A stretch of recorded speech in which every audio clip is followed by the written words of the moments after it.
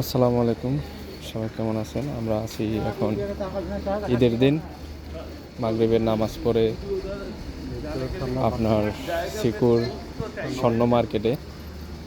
তো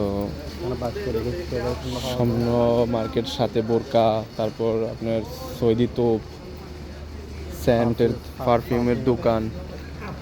তো আসলে সব কিছু মিলে আসলে ঈদের রমজানের পুরাটা এটাই হচ্ছে তাদের আসলে আনন্দের একটা উৎসব, একটা মাস, ওইরকমভাবেই তারা। আর এখন আমরা বেরোলাম মাগরিবের নামাজ পড়ে সিকুতে আসছিলাম। আসার পরে আমরা মাগরিবের নামাজ পড়ে এই যে রাতের ভিউ। আসলে রাত মানেই সৌদি আরব রাতের শহর। এটারে রাতের শহর বলতে পারেন। দিনে সবাই আসলে ঘুমায়, রেস্ট করে, রাত হইলেই বের হয়। তো আসলে যারা সৌদি আরবে আসতে চান, আমি মনে করি সবাই আসেন, অন্তপক্ষে ঘোরার জন্য আসেন, উমরা করার জন্য আসেন। আপনার সৌদি আরব হচ্ছে আল্লাহর নবীর দেশ। আপনি আসলে নবীজির রওজা মুবারক আপনি জিয়ারত করতে পারবেন এবং কি হজ উমরা করতে পারবেন। তো সেই ক্ষেত্রে আমি মনে করি আসাটা জরুরি।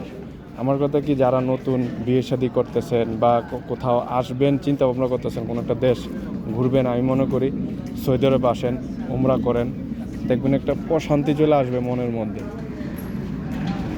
তো এই হচ্ছে দেখেন পারফিউম, আর এ হচ্ছে মহল আপনার সৌদি আরব। তা আসেন, সবার জন্য শুভকামনা রইল। আমাদের সৌদি আরবের প্রবাসী পক্ষ থেকে আপনাদের জন্য শুভকামনা। আপনারা আসেন, উমরা করেন, ঘুরেন, সৌদি আরব দেখেন, তখন বুঝবেন যে আসলে এই সৌদি আরব কেমন। আর যারা মনে করেন সৌদি আরবে একদম জব করার জন্য আসবেন, চাকরি করার জন্য, কাজ করার জন্য আসবেন, তারা অবশ্যই কাজ শিখে আসবেন, কোনো না কোনো হাতের কাজ জেনে আসবেন। তাহলে আপনাদের জন্য অনেক সুবিধা হবে, সহজ হবে সৌদি আরব। তো দেখেন সবাই ঈদের উৎসব করতেছে যার যার মতো করে, আমরা আমাদের মতো করে করতেছি। তো